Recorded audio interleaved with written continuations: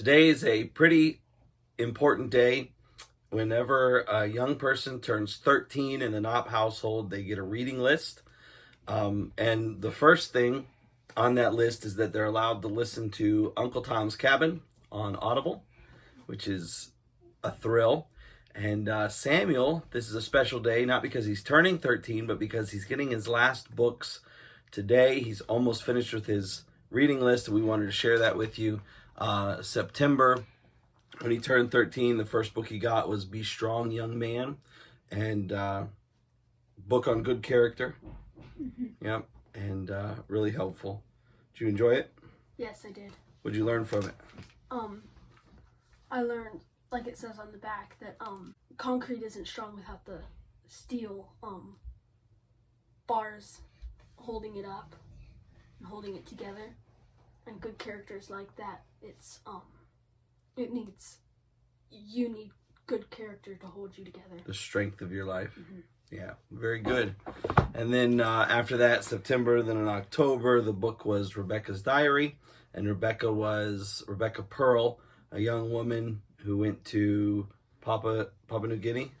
Yeah, and how old was she? She was like 17 or 18, somewhere around there. Yeah, so just a young woman went and translated the Bible, preached the gospel. Really thrilling stuff. And then Teenage Years of Jesus Christ. This is a staple for young people around here. And what did we learn about the teenage years of Jesus?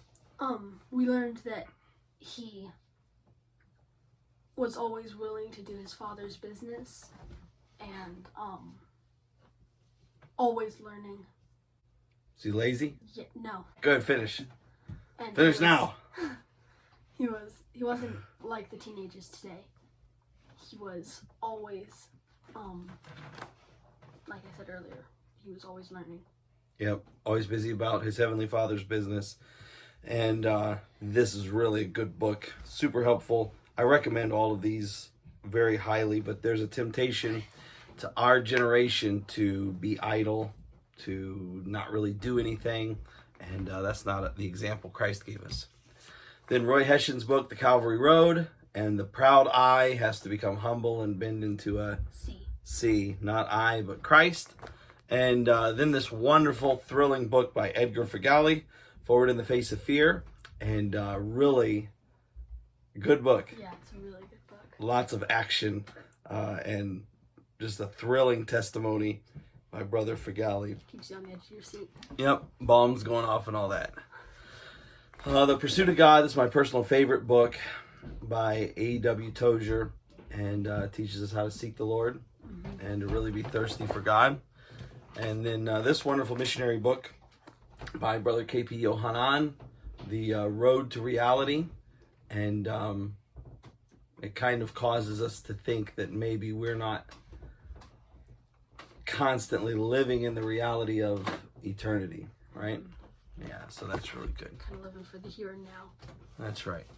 Okay, and in this book, this was not a page turner. This was a hard one to get through. 1940s classic, How to Read a Book, but I highly recommend it. Did it help you? Yes, it did. Yeah, to be able to read. This is a very, very helpful book. And then I think so far, this has been your favorite? Yes. Do Hard Things by Brett and Alex Harris. And really stirring for young people to be able to think that there's something for you to do, right? There's a work for you to do. And generally, your whole life is spent doing hard things.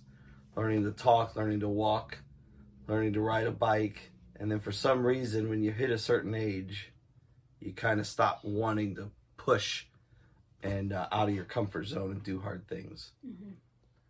Yeah. This book encourage you? Yes. Good. Glad to hear that. And then he just finished reading this morning The Life-Changing Story of J.O. Frazier, Behind the Ranges. This is another wonderful missionary biography that was recommended to me by one of our missionaries. And what did you think of it? It was really good. I really liked how just saw the change in the people he was ministering to after they started getting saved, but they were kind of wishy-washy. Yeah, if they didn't wholly turn to Christ, it didn't seem to make it much of a difference to them.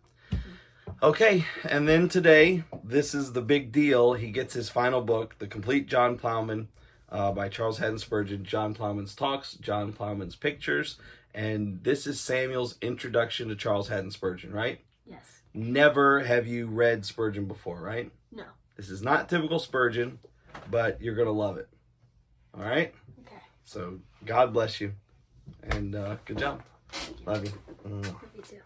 That's all. We just wanted to share that with you.